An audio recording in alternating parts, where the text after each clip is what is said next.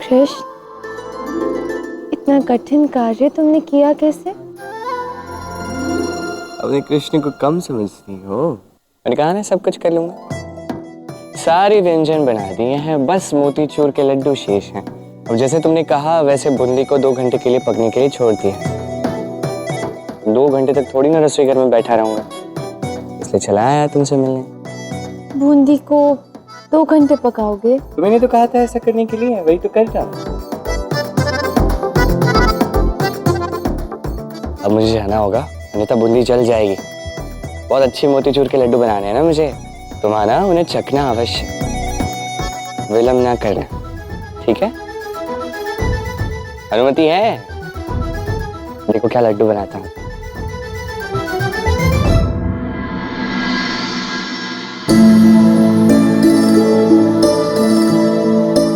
कृष्ण ने मेरे लिए 56 भोग बना दिए।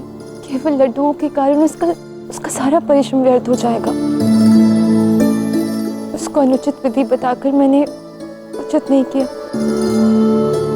किंतु मैं करूं तो करूं क्या?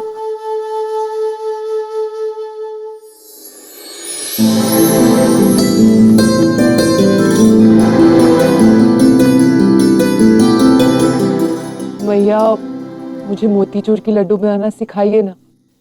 तुम्हें तो आता है, तुमने तो कान्हा को भी बताया था। हाँ, किंतु मुझे आपकी विधि जाननी है। आपसे अधिक स्वादिष्ट और कौन बना सकता है? बताइए ना, अभी बनाना सिखाइए ना। तुम मुझे मैया कहते हो ना, तो तुम तो मेरे पुत्र समान हो।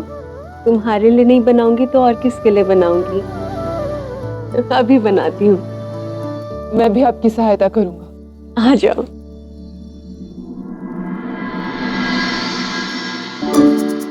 ओहो, अब इतनी रात्रि में ये नया मोरपंख कहाँ मिलेगा?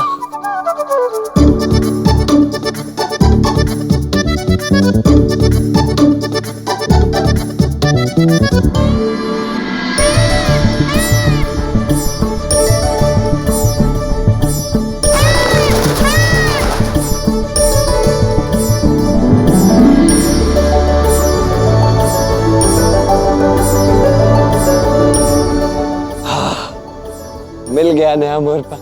बहुत बहुत धन्यवाद मोर।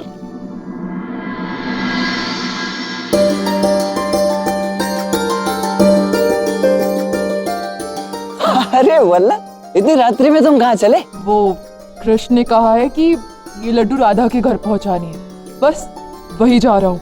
अच्छा, चलो उत्तम है। अच्छा ये लो नया मोरपंख। ये क्यों? वो कान्हा ने मुझसे कहा कि मुझे तुम्हें यदि देना ही था तो नया मोरपंख देता, पुराना क्यों दिया? तो मैं तुम्हारे लिए ये नया मोरपंख ले आया, लो रख लो। कृष्ण ने ऐसा क्यों कहा? नया क्यों, पुराना क्यों नहीं? अब देखो, कान्हा ने ऐसा क्यों कहा ये तो मुझे भी ज्ञात नहीं है, ये तुम उसी से पूछ लेना। अभी तुम ये नया मोरपंख रख लो, मुझे वो पुराना लौटा दो। नहीं दो, ये कृष्ण का दिया हुआ मोरपंख है, ये पुराना कृष्ण का मोरपंख है। मैं दोनों अपने पास ही रखूंगा।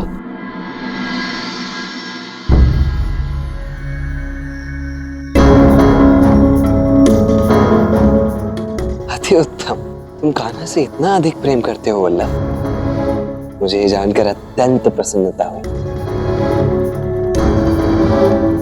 ठीक है, जाओ।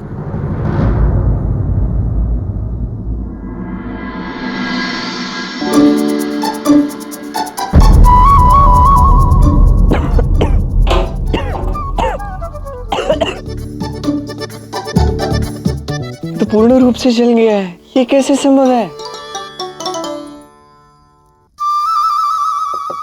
गोपिका, देखो शीघ्र भोजन परोसो। ऐसे महान व्यक्ति को प्रतीक्षा करवाना उचित नहीं है। शीघ्र करो। अरे यू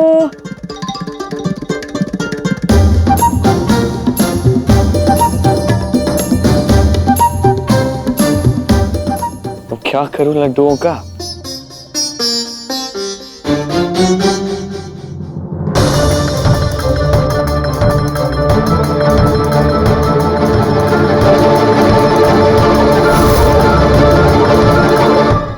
वाह, सब कुछ परोस दिया तुमने।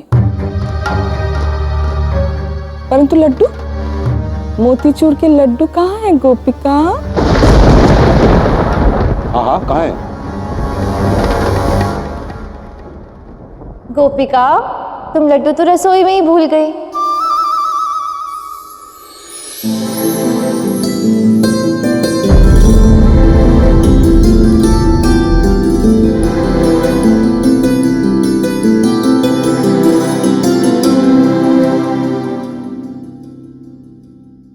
तुम घर कब आई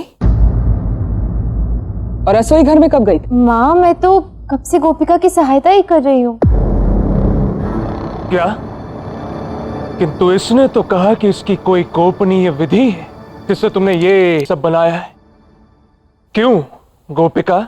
हाँ तो है ना गोपनीय, किंतु राधा के लिए नहीं है। राधा को तो मैं सब बताती हूँ।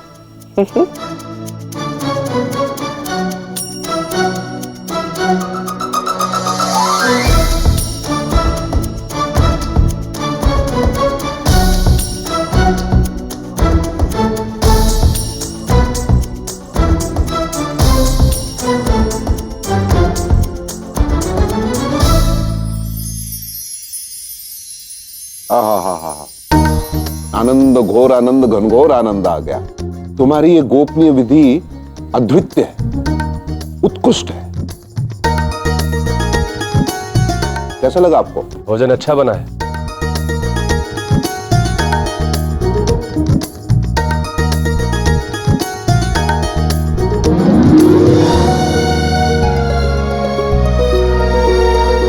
वाह राधा, आज तो तुमने चमत्कार कर दिया। क्या लड्डू बनाए तुमने। क्षमा कर दो कृष्ण, मैंने उपहास में तुम्हें गलत विधि दे दी। हाँ ठीक है, जो भी हुआ अच्छा ही हुआ है। मेरा परिश्रम बच गया, अन्यथा ये लड्डू तो मुझसे बनते ही नहीं और तुम्हें 56 भोग और मोतीचूर के लड्डू खिलाता।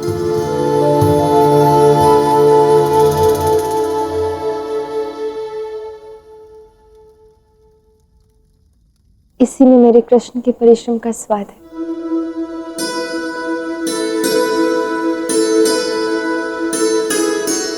यही मेरे 56 भोग है।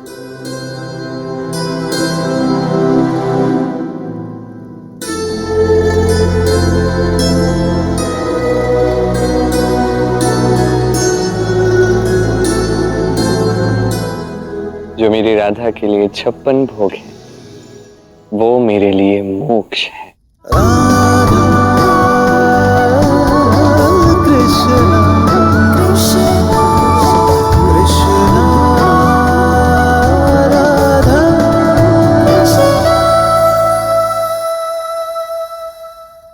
राधा,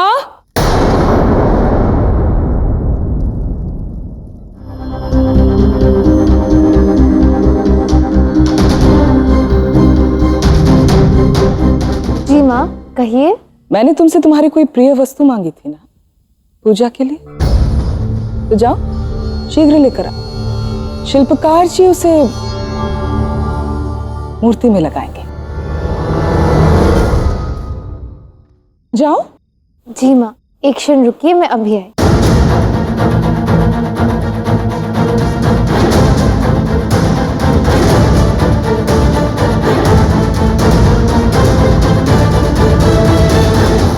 एक मोरपंख कृष्ण ने मुझे दिया है और एक मोरपंख कृष्ण का है, जिसे कृष्ण ने स्पर्श किया है, जिसे वो धारण कर चुका है। कौन सा दूं?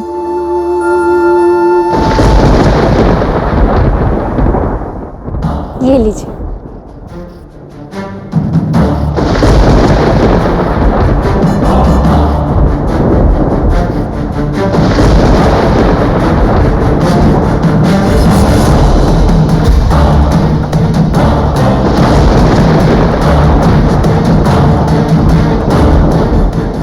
तुम जाओ।